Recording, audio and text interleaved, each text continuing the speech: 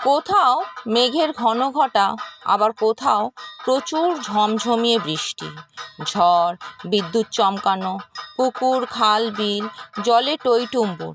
কোথাও আবার বন্যা, মানে হলো বর্ষাকাল। এই ঝড় বৃষ্টির খেলা শেষ হতে না হতেই ভাদ্র মাসের শুক্লা পক্ষের চতুর্থী তিথিতে দেবাদিদেব মহাদেব ও মাতা পার্বতীর পুত্ররূপে যার জন্ম হয় তিনি হলেন শ্রী গণেশ। শুক্লাপক্ষের চতুর্থী তিথি থেকে চতুর্দশী তিথি পর্যন্ত এনার পুজো হয়ে থাকে, তাই একে অনন্ত চতুর্দশীও বলা হয়ে থাকে। এই শ্রী গণেশ হলেন গণপতি, বিঘ্নেশ্বর, বিনায়ক, সিদ্ধিদাতা। আবার ইনি বুদ্ধি, সমৃদ্ধি ও সৌভাগ্যের দেবতা। গণেশ চতুর্থীতে গণেশ পূজা তো হয় এবং সব ঘরেতেই ইনি পূজিত হয়ে থাকেন। এছাড়াও বাংলা ক্যালেন্ডারের পয়লা বৈশাখের দিন ব্যবসা বাণিজ্য সমৃদ্ধি দরুন হালখাতায় এই সিদ্ধিদাতা গণেশের পূজা হয়ে থাকে।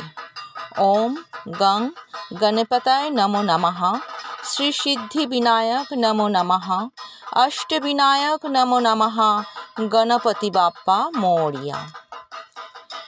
এবার বলা যেতে পারে গণেশের জন্ম কিভাবে হলো।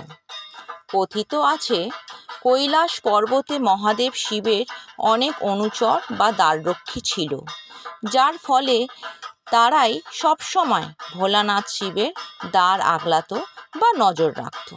কিন্তু দেবী পার্বতীর কোনো দ্বাররক্ষী ছিল না। একদিন দেবী পার্বতী স্নান ঘরে গেছিলেন, ঠিক তখনই মহাদেব শিব এসে পড়েছিলেন, যার জন্য দেবী খুব লজ্জিত বোধ করেছিলেন। আর তখনই তিনি মনে ভেবেছিলেন এক দ্বাররক্ষীর প্রয়োজন। আর তখনই তিনি তার গায়ে লাগানো হলুদ বা গাত্রমল দিয়ে এক দৈব বালকের জন্ম দিলেন। সেই দৈব বালককে তিনি তার সবচেয়ে প্রিয় সন্তানের স্থান দিলেন। এবার বলা যেতে পারে কে এই দৈব বালক? হ্যাঁ, এই দেবীর শক্তি দ্বারা সৃষ্ট এই বালকই হলেন শ্রী গণেশ। এই দৈব বালককে দেবী পার্বতী দ্বার অনুচর বা দ্বার রক্ষী হিসেবে নিযুক্ত করলেন। এবার আসা যাক দেবী পার্বতী কেন এই বিশ্ব ধ্বংস করে দেবেন বলেছিলেন। দেবীর বলাতে বা দেবীর আদেশে দৈব বালক দ্বাররক্ষী হিসেবে দেবী পার্বতীর দ্বার পাহারা দিচ্ছিলেন আর বলেছিলেন কাউকে ঘরে প্রবেশ করতে দেওয়া যাবে না।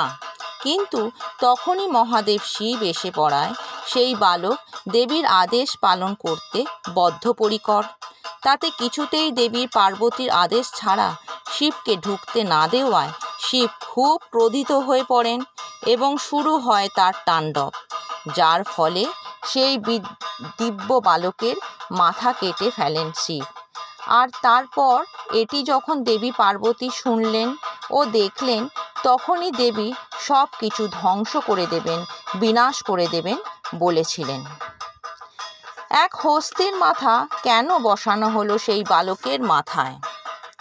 সেই মুহূর্তে দেবী পার্বতী ভীষণ ক্ষুণ্ণ ও বিমর্ষ হয়ে পড়লেন এবং মহাদেব শিবকে খুবই অনুরোধ করতে লাগলেন যে তক্ষণই যেন গণেশের প্রাণ দান করা হয়। অজ্ঞতা ভগবান শিব এক মস্তিষ্কের সন্ধান করতে লাগলেন, কিন্তু হাতের কাছে পেলেন এক সদ্য মুমূর্ষু হস্তি শাবক এবং বাধ্য হয়েই সেই হস্তি শাবকের মস্তিষ্ককেই গণেশের মাথায় প্রতিস্থাপন করলেন। কিন্তু এতে দেবী পার্বতী খুবই ভেঙে পড়লেন এবং বললেন, আমার প্রিয় গণেশকে এই রূপে কে পূজা করবে এবং মান্যতা দেবে?